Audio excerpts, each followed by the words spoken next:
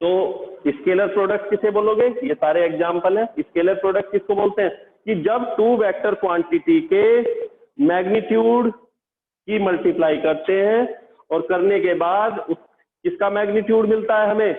एक scalar quantity का। तो उस प्रोडक्ट को कैसा प्रोडक्ट बोलते हैं? Scalar product. या डॉट इसलिए क्योंकि डॉट से रिप्रेजेंट करते हैं प्रोडक्ट को। किससे रिप्रेजेंट करते हैं? डॉट से। तो the product of two vector quantities, when the product of two vector quantities gives the magnitude of a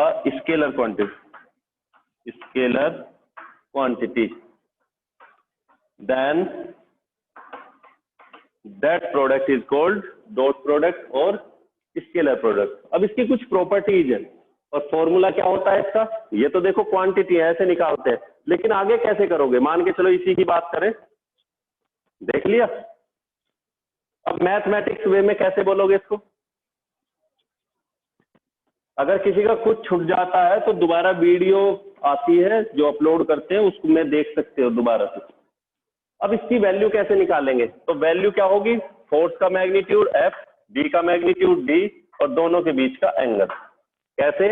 मान के चलते हैं कोई बॉडी है, उसके ऊपर फोर्स लगाते हैं, डिस्प्लेसमेंट भी उसी डायरेक्शन में है, या डिस्प्लेसमेंट किसी एंगल से है, या फोर्स की डायरेक्शन ये और डिस्प्लेसमेंट ये है ना? तो अब देखो वर्क की डिफाइन क्यों क्या पढ़ी हमने, क्यों आखिर कोस लेते हैं यहाँ पे डी के साथ, ये भी समझ लो कि सर डी के साथ आखिर कोस क्यों लेते हैं फॉर्मूले में। वो इसलिए कि जब हमने वर्क को पढ़ा था तो वर्क की डिफाइन ये थी कि applied force and the product of applied force and the displacement in the direction of applying force.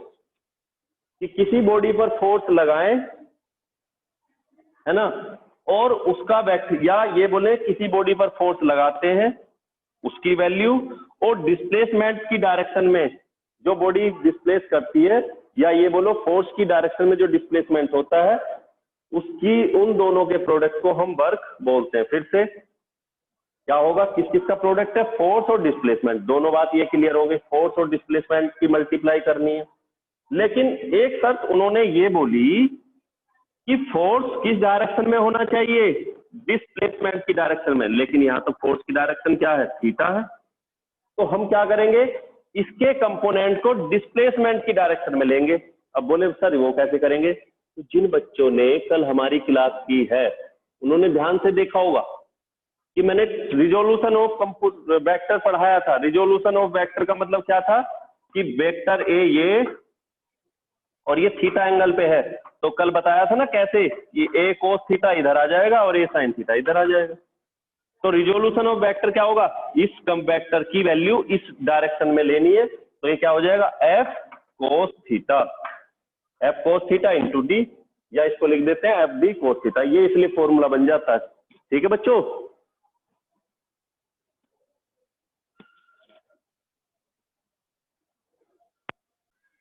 तो पहली क्या थी? कम्यूटेटिव लॉ को फॉलो करता है, A dot B equal to B dot A. यही तो था, 2 × 3 इक्वल टू 3 × 2 होना चाहिए, है ना? लेकिन कम्यूटेटिव लॉ मल्टीप्लाई में अप्लाई होता है, फॉलो करता है, मल्टीप्लीकेशन रूल को फॉलो करता है, सब्ट्रैक्शन को फॉलो नहीं करता, एडिशन को भी करता है, डिवीजन को नहीं फॉलो करता। याद रखना, कम्यूटेटिव 9th में पढ़ा होगा, एडिशन को फॉलो करेगा, मल्टीप्लाई को फॉलो करेगा, लेकिन सब्ट्रैक्शन को और डिवीजन को, है ना, इनको फॉलो नहीं करता। क्यों नहीं करता? मान के चलो 6 × 2 करते हो, क्या आएगा? अगर ऐड करें, ऐड के केस में 6 + 2 या 2 + 6 करेगा, 6 × 2 या 2 × 6 करेगा। यहाँ पे सब्ट्रैक्ट करना है, 6 - 2 4 आएगा, लेकिन 2 - 6 -4 आएगा, इसलिए नहीं करने वाला। डिवीजन में 6/2 करोगे 3 आएगा, 2/6 करोगे 1/3 आएगा, इसलिए भी नहीं करता। 2 को करता है, 2 को नहीं। इसी तरह से हमारा यहाँ पे कम्यूटेटिव को फॉलो करेगा। 2 का प्रोडक्ट बाकी मीन्स A डॉट B करे या B डॉट A इक्वल रहता है, डिस्ट्रीब्यूटिव लॉ को फॉलो करता है। थर्ड आती है कि अगर 2 वेक्टर क्वांटिटी एक दूसरे से परपेंडिकुलर है, जैसे वेक्टर A और दूसरी vector B,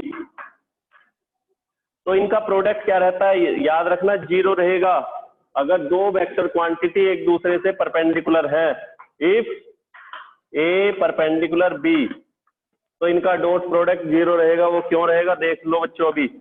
A dot B equal to magnitude दोनों का और दोनों के बीच का एंगल, और सबको पता है फॉर्मूले में कोस आता है और कोस 90 की वैल्यू 0, इसलिए वैल्यू क्या आएगी 0। तो याद रखना कभी भी 2 वेक्टर क्वांटिटी का डॉट प्रोडक्ट निकालोगे तो आंसर विल बी 0। नंबर 4, अगर 2 वेक्टर क्वांटिटी पैरेलल है एक दूसरे से, वेक्टर A वेक्टर B के पैरेलल है, इसका मतलब क्या होगा, एंगल 0, तो उनका प्रोडक्ट उनके मल्टीप्लाई के इक्वल रहेगा। कैसे, A dot B equal to AB cos 0। 2 parallel से मतलब क्या हो गया, ये वाला दोनों पैरेलल है, एंगल 0 रहेगा, तो आंसर आएगा AB। तो A डॉट B किसके इक्वल रहेंगे, उनके मैग्नीट्यूड के इक्वल। ठीक है बच्चों,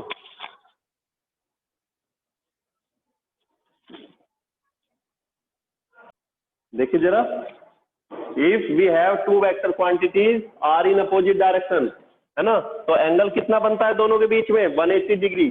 तो A dot B equal to magnitude A of vector A B of vector B cos 180 degree, और कोस 180 वैल्यू कितनी वैल्यू होती है, तो AB कोस 180 बच्चों 10th में पढ़ा होगा, है ना, क्या करते हैं 90 प्लस 90 या 180 माइनस 0। अगर कोस 180 की वैल्यू देखनी है तो साइन क्या करोगे, साइन 90 की वैल्यू लेना होगा। कोस अगर इसको ब्रेक करें तो प्लस 0 या माइनस 0 ले ले, है ना, सेकंड के लिए, या 90 प्लस 90। अगर आप ये वाला फॉर्मूला पकड़ते हो तो फिर कोस साइन 90 की वैल्यू देखोगे, और अगर आप यही वाला रखोगे तो कोस 0 की वैल्यू देखोगे, और कोस 0 की वैल्यू 1 होती है, लेकिन सेकंड क्वाड्रेंट में -1 होगी, तो वैल्यू आती है कितना, -AB। अगर दोनों के बीच एंगल 0 डिग्री था तो answer will be AB। But अगर वो कैसे हैं, एक दूसरे के अपोजिट है, तो आंसर क्या होगा, -AB। नंबर 6, अगर दोनों वेक्टर सेम है, दोनों की मैग्नीट्यूड इक्वल है, तब क्या आंसर होगा वो देखना है।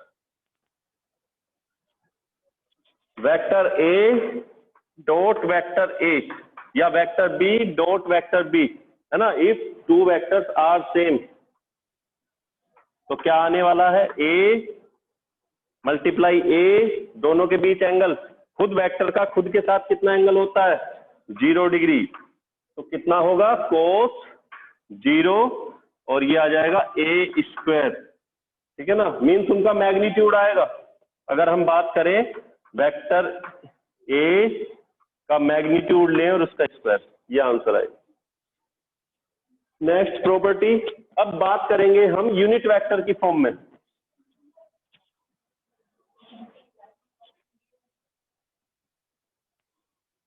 ओके बेटा, जल्दी से यूनिट वेक्टर को और देखना है ना, I डॉट I, देखो यूनिट वेक्टर का डॉट अगर करेंगे तो कैसे कर सकते हो आप, I खुद का खुद के साथ, जैसे अभी देखा यहाँ पे, तो I का I के साथ क्या आएगा, मैग्नीट्यूड कितना होता है, 1, यूनिट वेक्टर I की वैल्यू 1, और दोनों के बीच एंगल 0 डिग्री, तो क्या आंसर होगा, 1। I डॉट I 1, इसी तरह से J डॉट J 1 और K डॉट K 1। लेकिन अगर हम